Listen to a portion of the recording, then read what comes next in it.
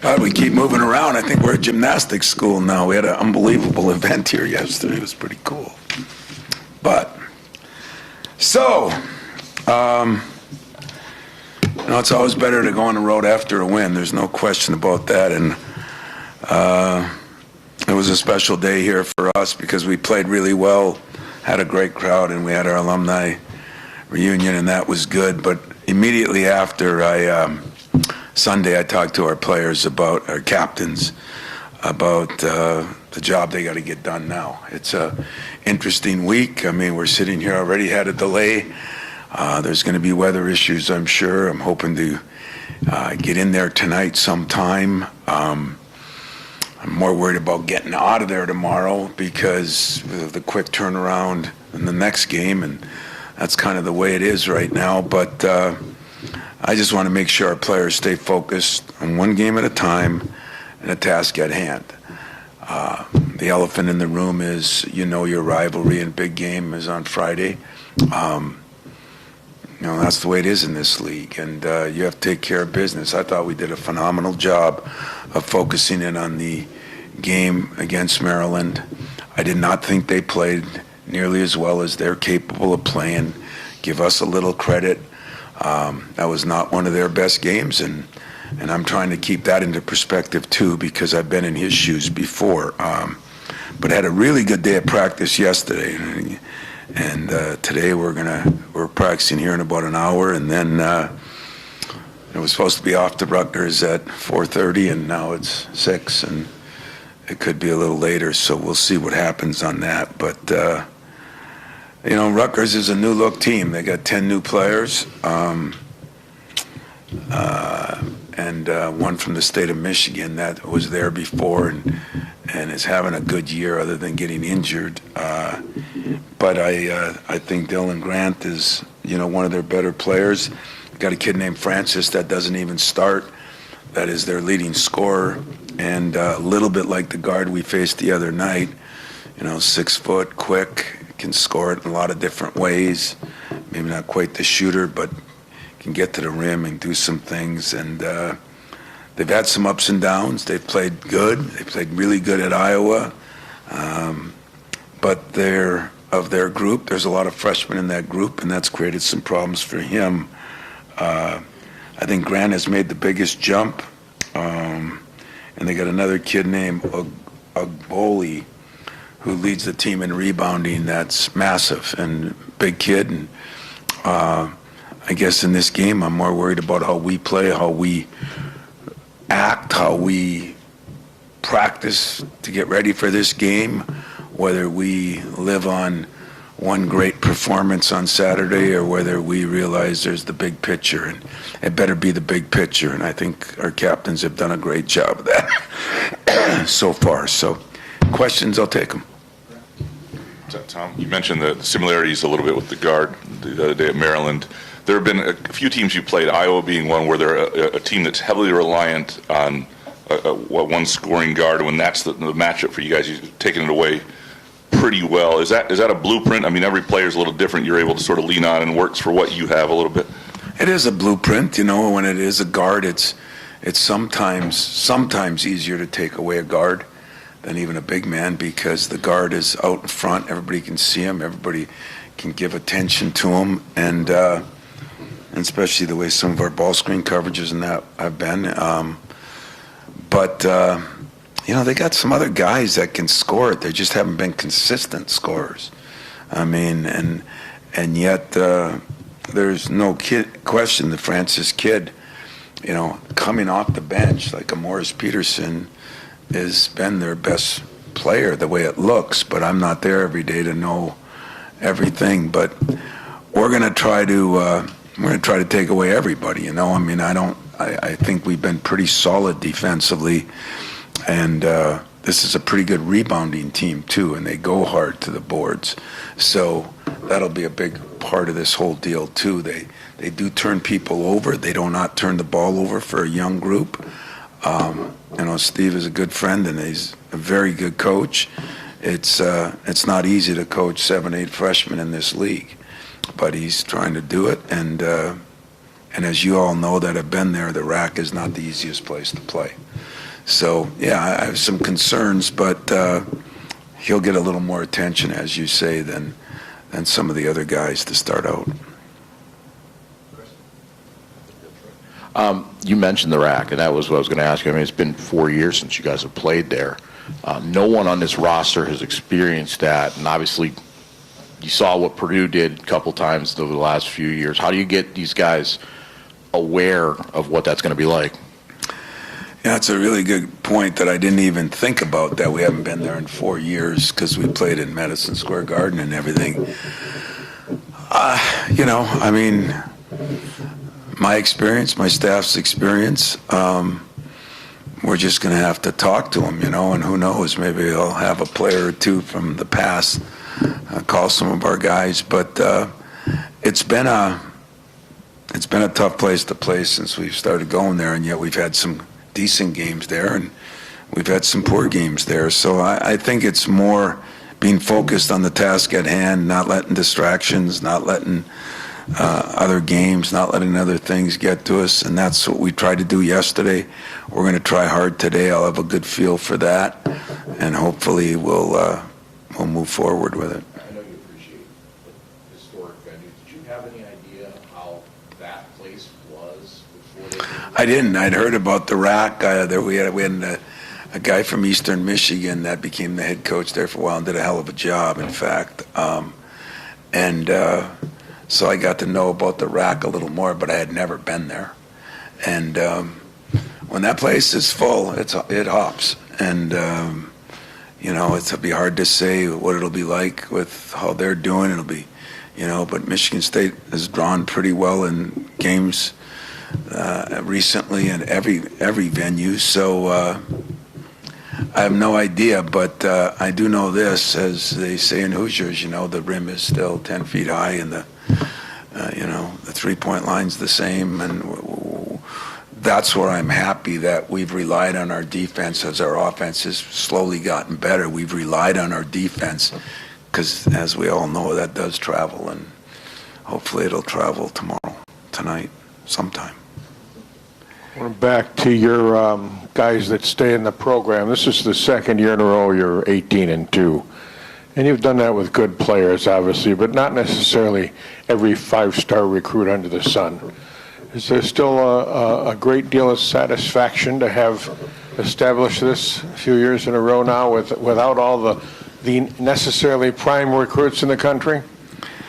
Well, it's got its goods and its bads, if you want the truth. I mean, the bads are, do people think we're just not recruiting, not working? What we're trying to do is get our kind of guys.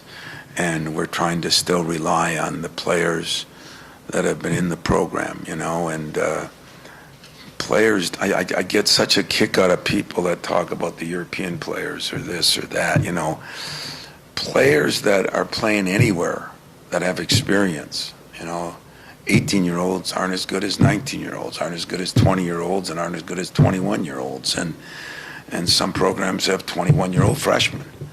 That's why I'm confused on why there's not an age limit. Like there used to be one where you had 5 years from the minute you enrolled in college till you got done. Well, now nobody's enrolling in college, so it changes all that. But satisfaction, like I told you, no, because sooner or later talent does prevail. Satisfaction that I got our kind of guys. I got guys that I know are playing for the front and the back of the jerseys, both. Excites me, and it excites me to realize that a collection of people that are playing for the good of everybody sometimes beats a collection of individuals, and I think that's what we've done, and I don't give myself any credit for that. I give those players credit for that. They're the ones that are managing the locker room. That's why I have those meetings with those captains. Better manage the locker room when you get here tomorrow. I said that Saturday night because, people look at their record and think you should win. They have no idea what it's like out there. Neither do you. I did bring that up, but I didn't realize not one of our guys had been there, but you are right. And so I'll bring that up today, give credit to the media for that, but I will bring that up today. And, satisfaction, Not really, as much as you'd think. Because I think it's the way it's supposed to be. Guys get better every year. There is a process, and that's the way it is in all sports and all facets of life, to be honest with you. The outliers are the ones that just happen to be so talented in business and in sports and in whatever other thing there is that they just can adapt that quickly, but that's not the norm.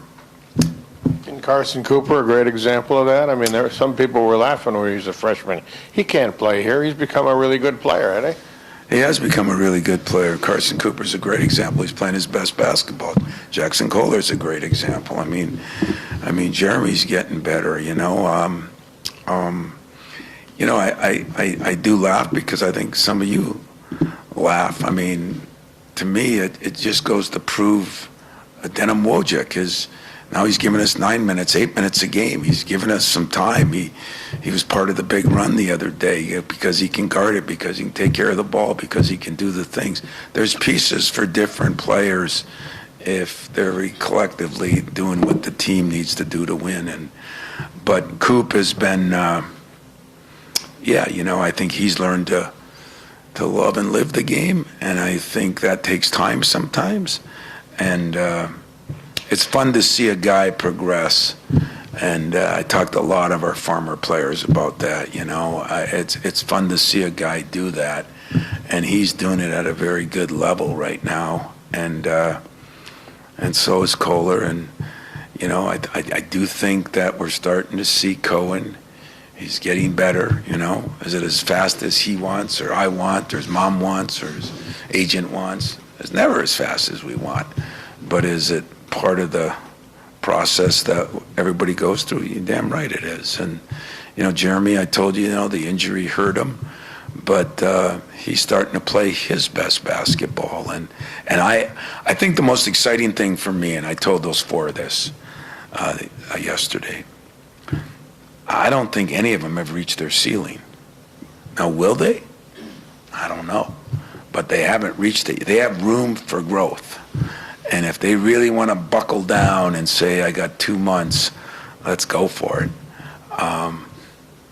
We'll see. But they've all gradually made progress, just sometimes not as fast as the coach would like, and definitely not as fast as other people would like. But it's been good growth. It's been solid growth, like building a building, It's brick by brick. And when you get it brick by brick and you get the basement solid, it can withstand some earthquakes. And there are earthquakes in this business. And our guys have done a pretty good job of withstanding that, playing within themselves, not too much playing down to competition. If nothing else, maybe sometimes playing up to it. I'm proud of the team so far. We're 2/3 in. We got a third to go. And the third to go is, like, if anybody watched that guy climb that building the other day, I was dumb enough to do that. I didn't sleep at all because I was like this all night, But as he got up higher, it got tougher. That's kind of the way the season works. It's going to get tougher now, more pressure. You play against even better people. You get less rest. You get 2-day preps. There's so many things that happen now. Hopefully we've prepared them for this. That's what I'm looking forward to. Tom, I got 2 questions for you on kind of different topics here. The first, with the travel schedule and going West Coast to East Coast, and winning a Big Ten championship, you have to win on the road. But how good of a preparation is this that's extreme to jet set like this. Yeah, it is. In fact, I was talking to Danny Sprinkle a little bit today. I do got to admit, I feel sorry. I can't imagine doing that 3 times, and they're going from Rutgers or Maryland to UCLA or to Washington, that's tough. We're not as ready for that in college, Pro guys are more ready for that, and it's still tough on them. I remember interviewing for a couple of pro jobs and then looking at their schedule, and the general manager said, well, you got a loss here and a loss here and a loss here, and pretty soon it was like 8 losses. I says, well, we didn't play them. Why do we have losses? Well, they're back-to-backs, and you're traveling here and there, so we just count those, We can't do that in college. But I think it is good prep. I think it's good prep that, dealing with diversity. Diverse things happen to you. I mean, you got to deal with it. You got to deal with adversity. And we're going to do that maybe tonight a little bit. And quick turnarounds are, we've had a pretty good schedule in that respect. We've had days in between games, and I say those who win the league, the schedule's got to be right. Who you play, when you play them, where you play them, how much prep time you get, how much prep time they get. All those things are so different than it used to be. But if you complain about them, you're going to be left by the wayside. So you got to deal with them, but you got to talk to your players about it too, because if you can deal with it, who cares? I don't get to bounce the ball or shoot the ball. So I do a lot of talking with them about, look, these are the pros and cons. We can complain about it, we can do it, and my guys have responded really well. I'm blessed. I can say that on that respect. Second question. And, the second question was about going to the topic of Carson Cooper. I mean, when he came in, I saw he was a late enroll. He predates me, so this is why I'm asking this. The historian in me is curious. But just the way he came in and sort of how he popped on your radar, how did that all manifest? How did that come to be? Yeah, I'm mad as hell about the way he came in, because I should have redshirted him. He's not even 21. He'll be 21 coming up. He should have redshirted and have been a normal senior. He's a young senior. I told his mom and dad that the other night, and but it's also a great tribute to him that, he wasn't recruited by anybody. We barely knew about him. Doug Wojcik, a friend from IMG, called him, and guy wasn't on the first team or second team down there, but he just felt like he's 30 miles from home, and he died to be at Michigan State. And boy, we were lucky. We were lucky we got the call. We were lucky that Coop was who he is. And it took him a while. It took him a while to learn to, more than love the game. You can't play at this level if you aren't fully invested. You got to be all in. And big guys sometimes never get to be that way. But he has kind of taken it step by step. I think you're going to see we learned from him. That's why we redshirted Jesse, because we felt like, he could learn more, do more, and still have a chance. And the good thing about him, if Jesse ends up a great player, he can leave anyway, So that's the one advantage we have in basketball, that redshirting a guy is not as big a negative as some people think it is. That some people think you redshirt somebody. Purdue, Wisconsin, they've done it and won a lot of games with those kind of guys, and so did we in the past. And so, I wish I would have done it with Coop. Although, if any of you have a judge or a lawyer that's a friend, you could maybe get me his number, and maybe I could get him another year somehow, But Fred's right. I love when a player develops like that year after year after year. Whether it be Denzel, whether it be Draymond, there were just a lot of guys that developed over the years, and it's because it's the way life's supposed to be. And we sometimes try to speed the process so much that I think we hurt some kids. And in his case, to think we really hardly knew about him, and he was 30 miles away. And I recruit the state hard, but I think he's developing something that we'll use here as we recruit kids in the past, and we'll look at him differently. Kid's a great student. He's going to end up with his master's. He's going to, he's just, he is playing his best basketball. And I think there's still some ceiling left. So we're going to try to get that ceiling out of him. And he's going to try to get that.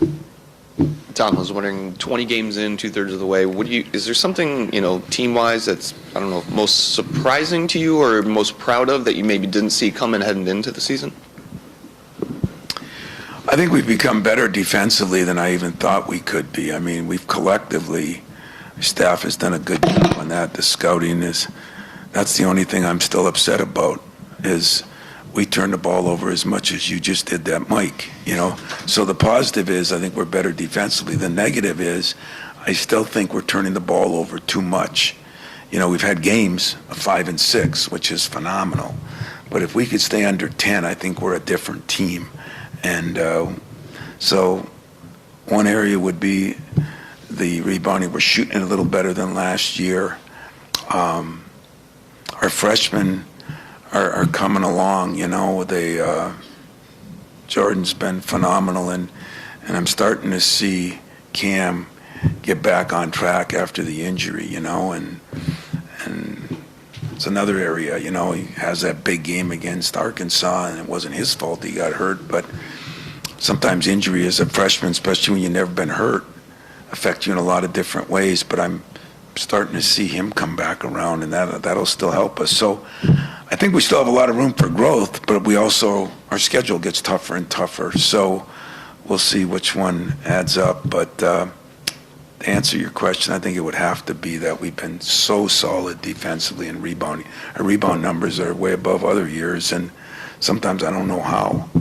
But I think it's a collection. I think because our defense is better, I've said this my whole career, when you don't give up a lot of penetration and things, you don't get, you know, out of sync in there. And when you stay solid inside, it's easier to rebound because you got guys on their back because you're not helping and everything. So our defense leads to our rebounding, and our rebounding is, again, an area that I think we've really improved since Christmas, is Jeremy's back pushing the ball, and we're getting our break going and scoring points on our break, which has been good. Thank you. Tom, you touched on it somewhat Saturday after the game, managing expectations as it relates to the schedule. You kind of touched on it already a little internally, but externally too. Can you talk a little bit more about managing expectations at this time of the season and what the rest of the schedule is going to be like?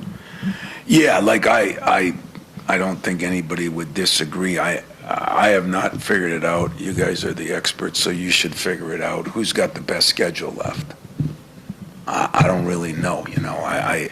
I really don't. It's because there's so many parts of it, you know. You can say, well, who plays who twice? Well, we play Michigan twice. That's not good for Michigan State. They're the best team in the league, you know. Nebraska, I don't know who they play twice. You know, we played them on the road. So who do you play on the road? Who do you play at home? Who do you play with 2-day prep? Does that team get 4-day prep?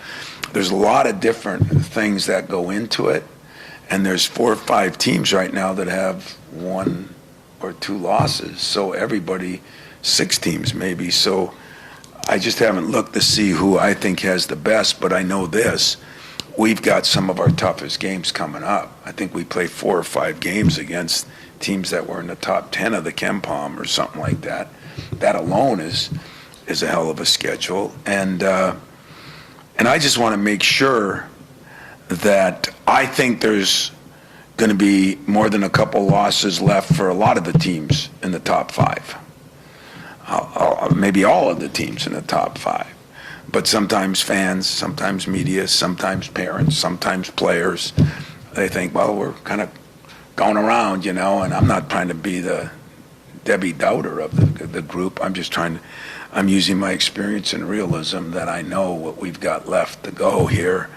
And we've got to make sure that when there's a bump in the road, it's not a crater, it's a bump, you know. And when you start putting back to back, like Purdue's lost 2 now in a row, is that right? I mean, that hasn't happened to Purdue in a long time. And they've got a couple of home losses. That doesn't happen. They're still damn good. And it's, you know, same thing could happen to us. I mean, it's been an incredible year so far, and there's been a lot of teams, you know, watching Tennessee go into Alabama and win. I mean, people are doing this now, and so you still got to win a Big Ten championship, you got to protect your home court the best you can, and you got to win more than your share on the road, you know, more than half probably on the road. But I don't know. What normally you can predict is you could say, well, it's going to be 4 losses to win the Big Ten. But now the schedules and the travel and the timing is so different. I don't know. I'd still guess it's going to be more than 1 or 2 in my mind, but maybe somebody will run the table. I don't know. Tom, I'm wondering, when you reference that conversation with your captains, how much are you sort of urging them to draw on the experience of having won the Big Ten last year and sort of knowing what every game means when they have knowledge now that they didn't have a year ago when they ended up doing it anyway, but are you asking them, was part of that message to sort of draw on their experience and hopefully trickle it through the roster? No question. We used that when we went out west. Last year we went out there and we had 9-0 or something. And we lost 2 so fast it made your head spin, And so, yeah, I try to use a lot of my experience. And I'm one of the fortunate coaches in this league that have players that have been through that. Some have 10 new players, So that I think has been an advantage for me and for us. But still, the outside noise and everybody telling everybody how good they are, it's good. It's good that I make sure I tell them they're not that good sometimes, But there's a happy medium. I mean, cockiness brings confidence too, And you got to be a little cocky to be great. You got to be a little confident to be great. But you have to be real. And I know in this league, I looked at our schedule and I could see 4 games in a row losses, and I could see that for some other teams too. It's just the way it is. Especially with the travel and with the way things are going, and especially for some of those West Coast teams. Anything else, guys? Well, how long we got, Fred, till baseball? 18 days, 17 hours, 33 minutes, and 45 He's making that. He doesn't know. No, you know what? I believe he doesn't know. I hate to say it, Fred, love you, but I don't think you're that accurate on that thing. But hey, the faster baseball comes, the more we get done, then we're done. It's like D'Antoni used to always say to me, I love when basketball comes because football's almost done then, and then I love when football comes because that means, we're near the end of our season. Positively, I want you to make sure you realize it's a positive thing.